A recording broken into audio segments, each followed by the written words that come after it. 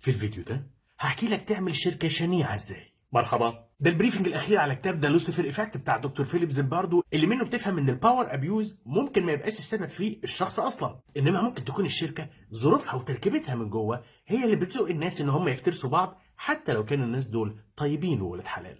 وبما ان ده الفيديو الاخير قبل رمضان، هلم لك المنهج كله في باقه فنيه في اخر الفيديو. الكاتب حكى لك هنا ان في 10 حاجات لو موجودين في شركتك هتزق الموظفين ان هم يعجنوا بعض، وهحكيها لك سريعا. اول حاجه هو شيء متوقع جدا، الورك لود. الافوره في الورك لود وانك تفضل تزود في التارجتس المطلوبه من الناس، ده اول سبب يخلي الناس اعصابها تفلت وتبتدي تابيوز اي حد او اي حاجه حواليهم. السبب الثاني او ان الشركه تعمل وظائف طبيعتها ممله جدا للي هيشتغلها. لما تعين واحد على وظيفه ممله ده بيخليه فيري فرستريتد، وعشان يفضي الفرستريشن ده بيابيوز الباور اللي معاه، حتى لو الباور اللي معاه كانت قد كده. افتكر دايما شغلانه فرد الامن، الشغلانه دي رغم ان هي مهمه، رغم ان فيها جزء كبير جدا من الملل، وفي بعض افراد الامن لما بيصدقوا ان اي احداث تحصل قدامهم عشان يقلب فيها ويعمل شيخ الغفر عشان يفضي الملل اللي جواه. فكل ما الشغلانه تكون بورنج اكتر، كل ما البني ادم يابيوز الباور اكتر. السبب الثالث انك تختار الناس اللي هترقيهم وتخليهم مديرين بناء على شطارتهم الفنيه بس. المدير لازم يكون فاهم فنيا، ما عنديش مانع، لكن مش معنى انه كان موظف شاطر انه يقدر يدور فرقه. اللي هتختاره وترقيه مدير لازم يكون تاسك ليدر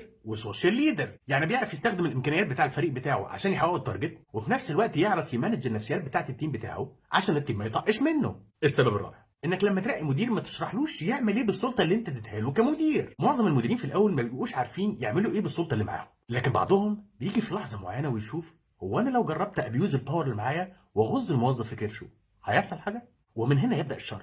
الشر دايما بيبدا بان الواحد يقرر انه يجرب يعمل شيء منحرف، وزي ما حكيت لك في الجزء الثاني ان معظم الناس لما بتشوفك بتعمل حاجات منحرفه بتطنش عشان مش عايز وجع دماغ، فتلاقي نفسك محدش وقفك فتستمر في الانحراف. السبب الخامس ان يكون في نظام معين في الشركه مش على كل الناس باستثناء نفرين ثلاثه، زي مثلا ان احنا كلنا يا جماعه لازم نعامل التيم اللي شغال معانا باحترام، لكن في 2 3 مديرين تانيين بيمسكوا التيم بتاعهم بيفترسوهم، ومع ذلك الشركه شايفاهم طرمخه. وده بيبقى اول ما فك الشركه بتضربه في اي نظام هي حطاه، وبيخلي الموظفين لا بيحترموا النظام ولا الشخص اللي حاطط النظام اصلا. الخطوه السادسه اللي لازم تعملها عشان تعرف تعمل شركه شنيعه، اوعى تقرب من الموظفين واعتمد على التقارير اللي بتجيلك من مديرينهم، لان انت لو قربت منهم جايز تشوف في عينيهم بصه بتقول ان التقارير اللي بيجيلك دي مضروبه. خليك بعيد احسن. الريموت مانجمنت من الحاجات اللي بتعلي احتمال ان المديرين يابيوز الموظفين اللي معاهم، لان المديرين الكبار مش شايفين الموظفين الصغيرين. الخطوه السابعه خلي الشركه بتاعتك الديكور بتاعها معمول ان كلها مكاتب مقفوله محدش عارف ايه اللي بيحصل جواها. ايوه، لان المديرين بيقلقوا ان هم يابيوز الباور بتاعتهم في الشركات اللي فيها اوبن سبيسز، وبيفضلوا دايما الاوضه المقفوله عشان تمسك الموظف تعفقه جوه من غير ما حد يعرف. السبب اللي بعده خلي دايما التعليمات بتاعتك غير واضحه وفي الجراي اريا، يعني هات المدير اللي تحتيك وقول له الموظفه اللي عندك دي احنا لازم نصحصحها كده ونشد ودانها، فهو يخرج من عندك مش فاهم هو يشد ودانها يعني يعمل لها ايه بالظبط. المعلومات المايعه بتاعت ربي لي فلان، ظبط لي العيال دي، لم الفرقه بتاعتك، التعليمات دي بتدي مساحه كبيره للمديرين ده بيابيوز الكلمه اللي انت قلتها لهم، فيروحوا يمسكوا الموظفين بتوعهم يفرموهم عشان انت تتبسط منه. المعلومه الاخيره اللي دكتور زيمباردو بيقولها في الكتاب ان لازم تكون فاهم ان باد سيستمز make bad situations. لو الإدارة أو الشركة اللي أنت ماسكها فيها المواصفات اللي حكيناها في الفيديو ده، لازم تبقى فاهم إن ده هيشجع المديرين ويزقهم إن هم يابيوز الباور اللي معاهم، حتى لو هم مش بطبعهم بيحبوا يعملوا كده.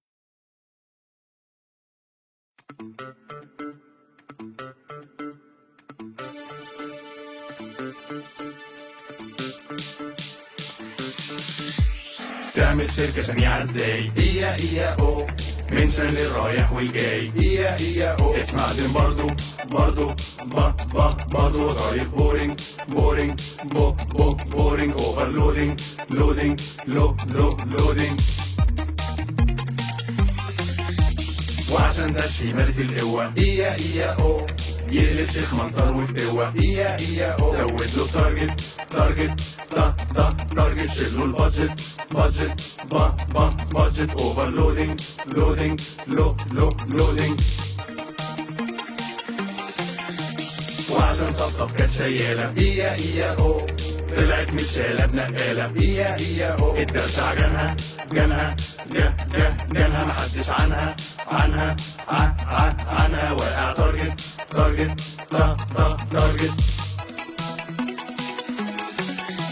وعشان قمة الاستنطاع هي او زود سلطة أي قطاع. هي او زي الكوميرشا مرشا أو أوبريشا ريشة سيبه يبرطع واضحة زود تارجت تارجت تارجت. وعشان تتلف اي مدير ايا او قول له يلم جميل فرافير ايا او بكلام غامض والمش واضحة واضحة زود تارجت تارجت.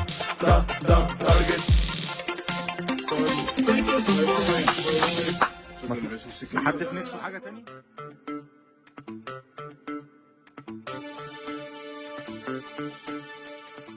اعمل منشن للاتش ار، خليه يشوف الفيديو ده جايز يفيده.